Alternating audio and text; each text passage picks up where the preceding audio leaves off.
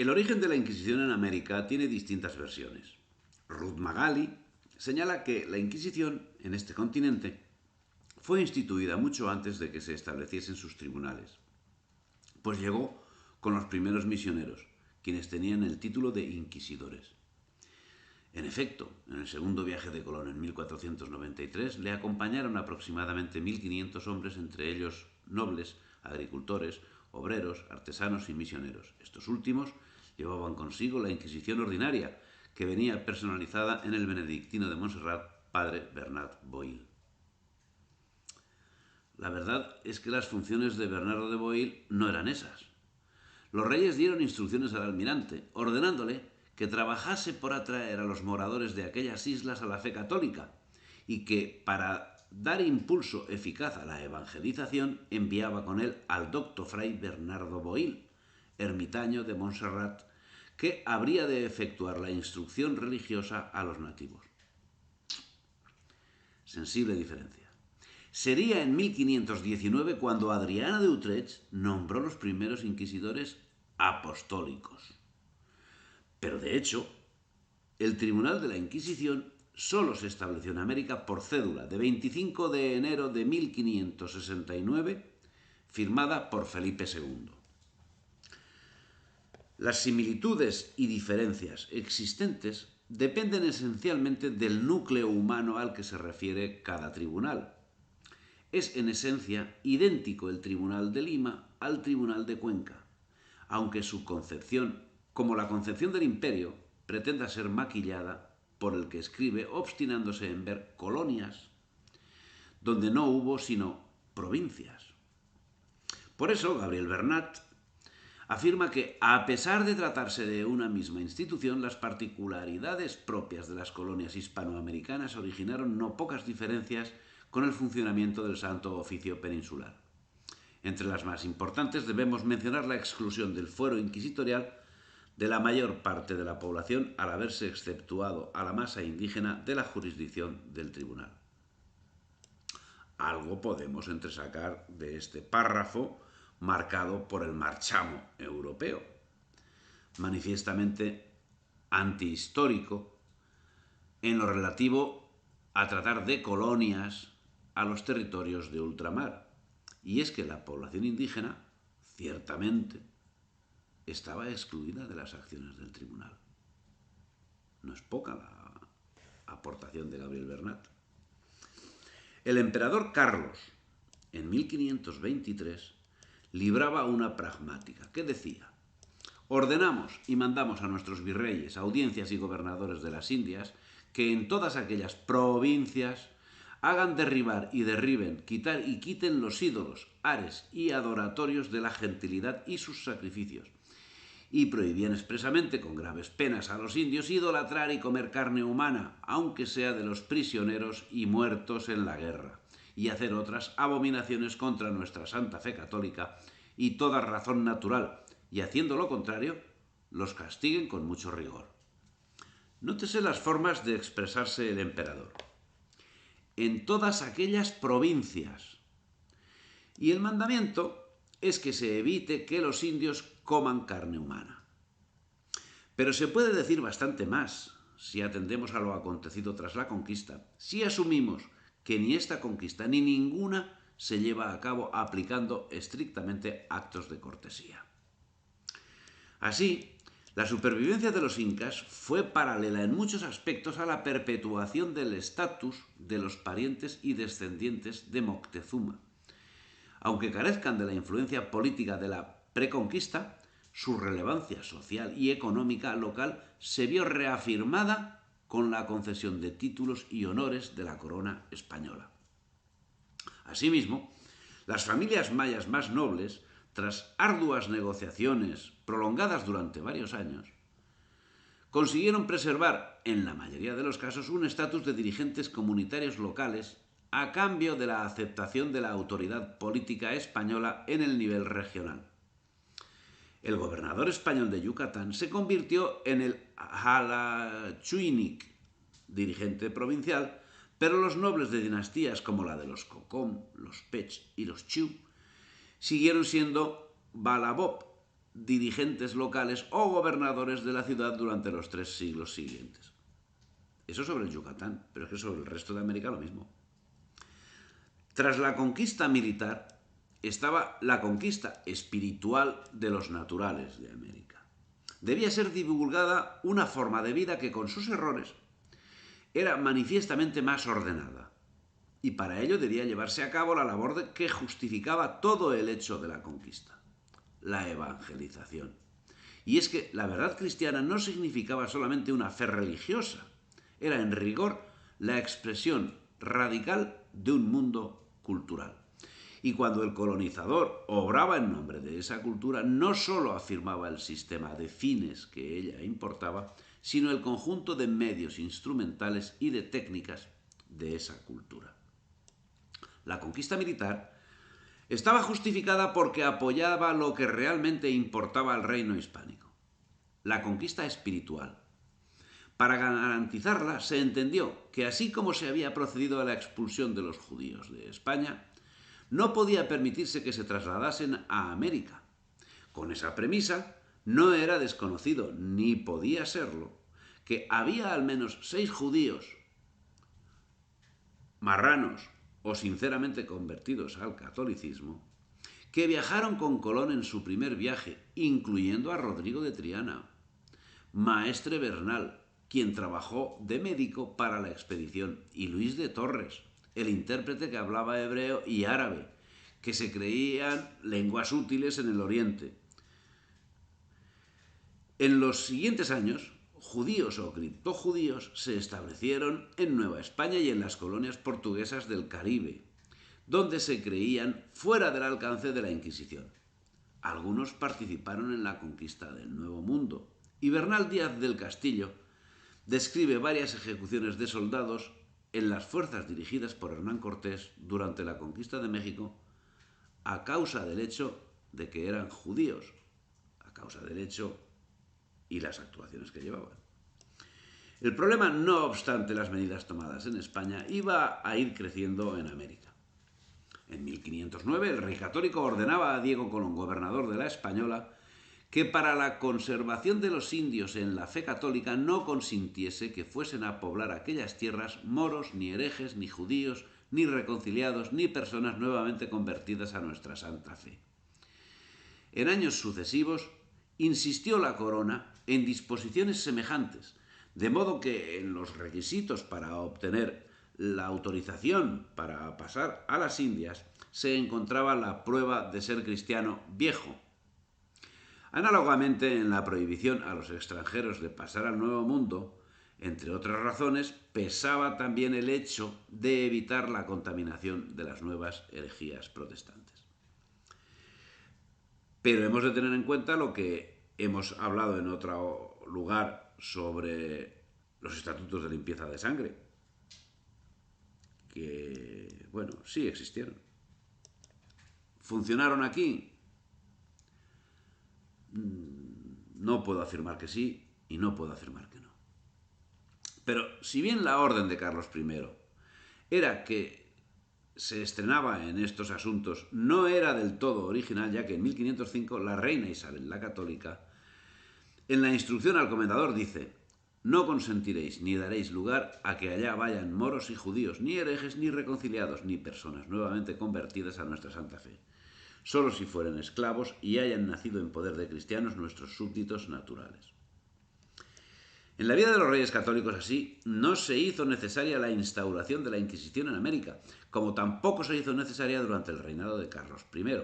La situación del reinado de Felipe II, con la proliferación del protestantismo en Europa, es la que finalmente forzó la creación de los 3 tribunales americanos, porque una de las razones por las que la corona estableció la Inquisición en América era el peligro de penetración ideológica de judíos y musulmanes llegados a las Indias, así como también ideas protestantes. A pesar de las medidas tendentes a evitar la marcha de judíos y herejes a América, aparentemente fueron muchos los judíos que lograron viajar a las Indias, ya que en 1508 se le pide al comendador Nicolás de Obando que expulse a los judíos de la Española. De manera que, a pesar de las prohibiciones y del riguroso control que se ejercía, muchos judíos y marranos llegaron a las nuevas colonias americanas para empezar una nueva vida. Naturalmente, los estatutos de limpieza de sangre, como venimos anunciando, pues la verdad es que no llegaban a efectuarse de una manera ordenada. El hecho es que la política con respecto a ellos fue ambigua, pues mientras la reina Isabel les prohibía viajar a las Indias, a su vez el rey Fernando realizó contratos comerciales y financieros con los conversos y les otorgó licencias para establecerse en las Indias. Y es que, aunque Castilla intentaba impedir el acceso de judaizantes a América, Portugal no hacía lo propio. Así, el primer sitio de llegada de los sefarditas al Nuevo Mundo fue Brasil, ya que la corona portuguesa no les prohibió establecerse en la Terra de Santa Cruz, nombre que recibió dicha colonia. En 1534, Duarte de Coello llega con el primer grupo de colonos, entre los cuales se encontraban muchos judíos y conversos. En 1589 llega el Santo Oficio a Brasil y permanece allí hasta aproximadamente 1624. Los judíos, buscando la anhelada libertad, se esparcen y fundan comunidades en las posesiones inglesas, francesas y holandesas de las Antillas y de las Guayanas, y en Norteamérica. De esta manera aparecen colonias judías en Curazao, Jamaica, Cayena, Santo Domingo, Martinica y Guadalupe. También se encuentran en Nueva York, para ese entonces todavía Nueva Ámsterdam, en Haití, en Saint Kitts, en Surinam y en Barranquilla, Cartagena, Santa Marta y Coro, Puerto Cabello, Maracaibo y en Barcelona de América. Aunque tampoco puede afirmarse que fuese Portugal el único que posibilitaba el poblamiento de América por parte de los judíos, ya que a México llegaron los primeros sefarditas con Hernán Cortés en 1529. Uno de los personajes más conocidos de la época fue Treviño de Sobremonte. Su escrito de defensa ante la Inquisición fue muy conocido en aquel entonces. Para finales del siglo XVII, Gutiérrez de Ulloa afirma que los contrabandistas de la región del Río de la Plata eran judíos conversos e incluso practicantes. Posteriormente, las organizaciones judías se van extendiendo por todo el territorio.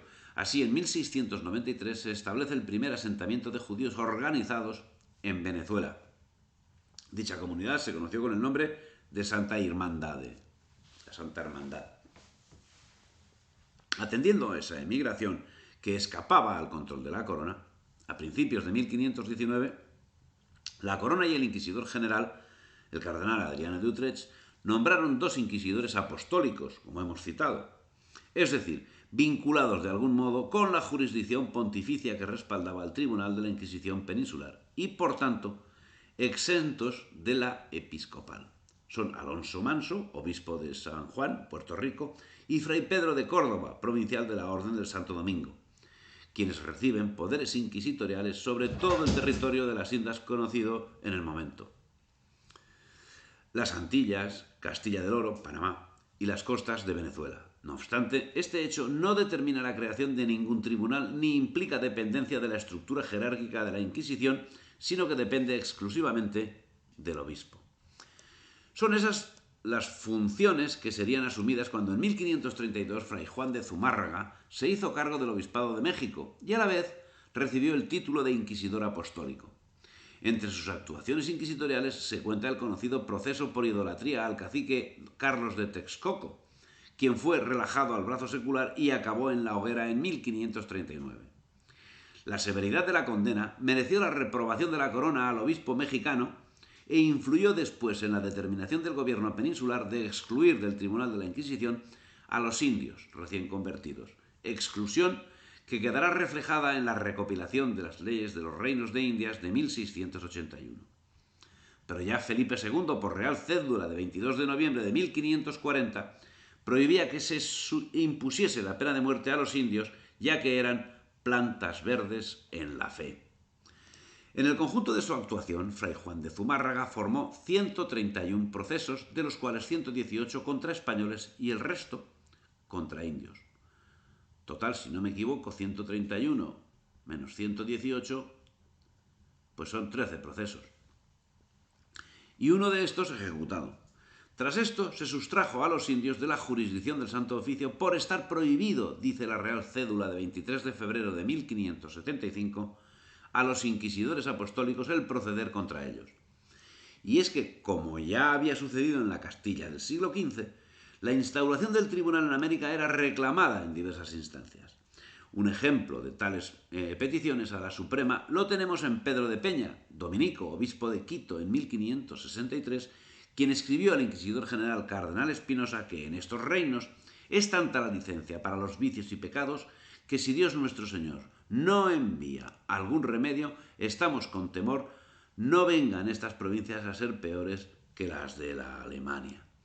La situación debía ser llamativamente inmoral en aquellos momentos en el Nuevo Mundo, ya que no era solo el obispo de Quito quien reclamaba la instauración del Santo Oficio. Otros prelados y hombres de iglesia reclamaban lo mismo a lo largo de los años. Finalmente, ya en el reinado de Felipe II, se procede a la instauración de 3 tribunales para atender las necesidades del Nuevo Mundo, sus sedes Lima, México y Cartagena. La jurisdicción más detallada comprendía el reino de Nueva Granada, Tierra Firme, la isla Española, las islas de Barlovento, provincias dependientes de la Audiencia de Santo Domingo, el arzobispado de esa ciudad y el de Santa Fe de Bogotá, y los obispados de Cartagena, Panamá, Santa María, Puerto Rico, Popayán, Venezuela y Santiago de Cuba. La preocupación de la corona por dejar fuera del ámbito inquisitorial a los indígenas, presente desde el momento del descubrimiento, es remarcada nuevamente por el monarca prudente. El 16 de agosto de 1570, la Real Cédula de Felipe II, creando el Tribunal de Nueva España, disponía: no habéis de proceder contra los indios del dicho vuestro distrito, con lo que venía a apoyar las medidas que ya se venían aplicando. Parece que efectivamente el número de familiares en América también fue exiguo, ya que los registros estadísticos de la Inquisición del periodo comprendido entre 1571 y 1646 únicamente enumeran 314 familiares en toda América. El 28 de enero de 1569 se instaura el Tribunal de la Inquisición en Lima, siendo nombrado inquisidor Serván de Cerezuela, que debió nombrar 12 familiares para Lima, 4 en las ciudades cabezas de obispado y 1 en cada pueblo de españoles. Su jurisdicción abarcaba los obispados de Panamá, Quito, el Cuzco, los Charcas, Río de la Plata, Tucumán, Concepción y Santiago de Chile, y de todos los reinos, estados y señoríos de las provincias de Perú y su virreinato, y gobernación y distrito de las audiencias reales, que en las dichas ciudades, reinos, provincias y estados residen por autoridad apostólica. Los territorios administrados eran inmensos. Por ejemplo, en México, el territorio sometido a la jurisdicción de la Nueva Inquisición abarcaba no solo la Nueva España, sino también a Nueva Galicia, al norte abierto de par en par con su avanzada del Nuevo México, a Guatemala, al actual El Salvador, a Honduras, Nicaragua y por fin las Filipinas. En total, casi 3 millones de kilómetros cuadrados. Bien, el resultado de todo este gran aparato que era la Inquisición era que, como sucedía en el mundo agrícola de España, pero en mucha más medida, la presión de la Inquisición era inexistente, ya que en la práctica residía en el párroco, cuyas funciones principales no eran las de la Inquisición. La mayor parte de la población, de hecho el 80%, permanece ajena al procedimiento inquisitorial por 2 razones. Al quedar exentos del fuero del Santo Oficio, los indígenas no pueden ser inculpados y, por otra parte, el peso del contexto sociocultural los excluye prácticamente de la función de denunciantes. Así es que la Inquisición mexicana funciona por y para el 20% de la población. Bien, europeos en general, mestizos, africanos, mulatos y asiáticos, puesto que la única condición para que interviniera el Santo Oficio era que el sujeto fuese cristiano. Una vez ya instaurada la Inquisición y saltándose lo instruido al respecto, el Tribunal de la Inquisición en el siglo XVII juzgó algunos casos de indígenas. Así, en 1625, en Chiautla, en la región de Villa Alta de Oaxaca, Fray Fernando de Porras, agustino, comisario del Santo Oficio, juzgó y condenó a un indio zapoteca por el uso de alucinógenos. Hay que señalar que la palabra condenó no implica que la condena fuese a la hoguera. Pudo condenarlo a rezar un rosario. El dato concreto es desconocido para el autor de este trabajo.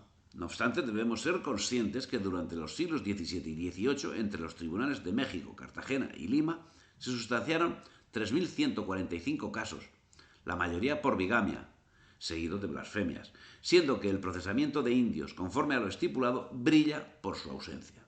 Y debemos considerar que de características similares era tanto el Tribunal de Cartagena como el de Lima, y que duró el Santo Oficio en la vastísima extensión del Virreinato del Perú 243 años. En ellos fueron castigados a lo sumo 500 personas, desde las quemadas hasta las reconciliadas, es decir, 2 por año. Pero como la Ilustración tiene otras varas de medir que las que se calibran con los datos históricos, a finales del siglo XIX Antonio Carrión, protestante, publicó en México una galería de indios célebres. En esa galería, entre otros indios reales, se inventó la existencia de un indio dominico, Fray Martín Durán, quemado por el Santo Oficio por herejía. Don José María Vigil, a la sazón director de la Biblioteca Nacional, consultó del caso con el sabio Joaquín García y Cazbalceta. Este, en una carta ya publicada, desvaneció el mito y, con su prudencia característica, llegó a la conclusión de que el intento del falsario era hacer existir en el siglo XVI novohispano un indio preluterano. La actividad inquisitorial en América se nutrió en gran medida de piratas al servicio de su majestad británica, ya que las posesiones españolas fueron objetivo de continuos ataques de los corsarios y piratas protestantes, principalmente ingleses, holandeses y franceses, en los cuales las atrocidades que cometían eran alimentadas por sus convicciones religiosas anticatólicas. Los piratas tenían como común denominador ser protestantes extranjeros animados por una insaciable sed de riquezas sólo comparable a su odio a España y a la Iglesia católica. Curiosamente, aunque siempre conforme a la práctica de la Inquisición, la enorme mayoría de los enjuiciados por tales motivos fueron reconciliados y tratados benignamente, francamente, muy benignamente. Hemos visto que, conforme a las instrucciones dadas a los inquisidores, se exceptuó de su jurisdicción en materias de fe a los indios. En la número 36 de aquellas instrucciones se lee textualmente: ítem, se os advierte que por virtud de vuestros poderes no habéis de proceder contra los indios del dicho nuestro distrito, porque por ahora, hasta que otra cosa se ordene, es nuestra voluntad que sólo uséis de ellos contra los cristianos viejos y sus descendientes, y las otras personas contra quien en estos reinos de España se suele proceder, y en los casos de que conociéredes, iréis con toda templanza y suavidad y con mucha consideración, porque así conviene que se haga, de manera que la Inquisición sea muy temida y respetada, y no de ocasión, para que con razón se le pueda tener odio. No obstante, luego se clamó porque se derogase esta excepción, debido al uso de la coca, pero la Inquisición se mantuvo firme en lo instruido.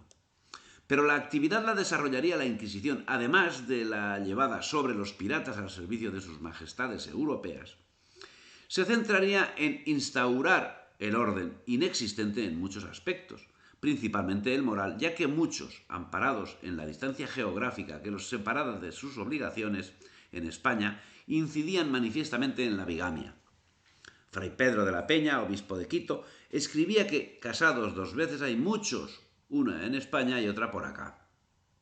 Parece que lo que se perseguía era la bigamia, no las relaciones extramatrimoniales, sobre las que parece se hacía un tanto la vista gorda, a tenor de las noticias que la historia nos da, sin ir más lejos de las existentes entre Hernán Cortés y Malinche. Y es que parece la Inquisición no tenía en principio nada que decir respecto a la fornicación cometida por hombre y mujer. Cabía, sin embargo, suponer, y a partir de ello debía procederse a la oportuna averiguación, si fornicaban por creer que no había pecado en la unión carnal, lo que evidentemente contradecía un mandamiento cristiano. Así, la Inquisición no perseguía la fornicación, que es un delito ligado estrictamente a la concepción espiritual, pero sí perseguía, por ejemplo, la bigamia, que es un delito social, y muy especialmente la solicitud de relaciones sexuales de clérigos a sus feligresas. De hecho, en América predominan los procesos por bigamia, hechicería, supersticiones varias y también hubo una gran proporción de causas contra clérigos solicitantes. No obstante, hubo un porcentaje bajo de procesados por judaísmo. Singular fue el caso de Fray Francisco de la Cruz, en cuyo proceso se manifiesta hereje con principios propios del arrianismo, con capacidad intelectual para defenderlos, manifiestamente contrario en todos los órdenes al orden establecido, fue relajado tras 5 años de proceso.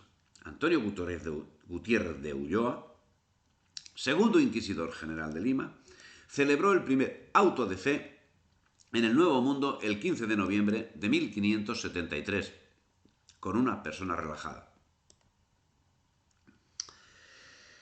En el siglo XVIII, investigadores de la Inquisición en América cifran las sentencias del Tribunal de Lima en 28 relajaciones, 359 abjuraciones, 124 reconciliaciones, 34 absoluciones y 54 causas suspendidas, siendo que entre 1570 y 1635 hubo 790 procesos, debiendo señalarse que los historiadores señalan que el número de relajaciones en toda Hispanoamérica fue de 25 o 30 penitenciados, cuestión que es remarcada por Salvador de Madariaga, quien señala que solo en Inglaterra, bajo la dinastía de los Tudor, las víctimas de la persecución religiosa, ya de católicos, ya de reformados, exceden de 500.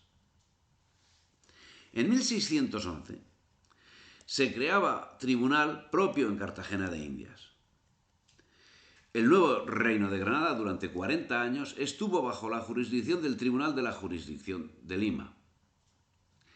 En estos casos, los comisarios neogranadinos remitieron a este tribunal 44 casos, todos de hombres, en su mayoría blancos, algunos pocos mestizos y ningún negro o mulato. Resumiendo en cifras, observamos que lamentablemente la propaganda anti-inquisitorial y anti-española ha hecho estragos en las mentes extranjeras y españolas, ya que los datos nos indican que en América, durante los 2 siglos y medio de actividad inquisitorial, se dictó aproximadamente un centenar de condenas.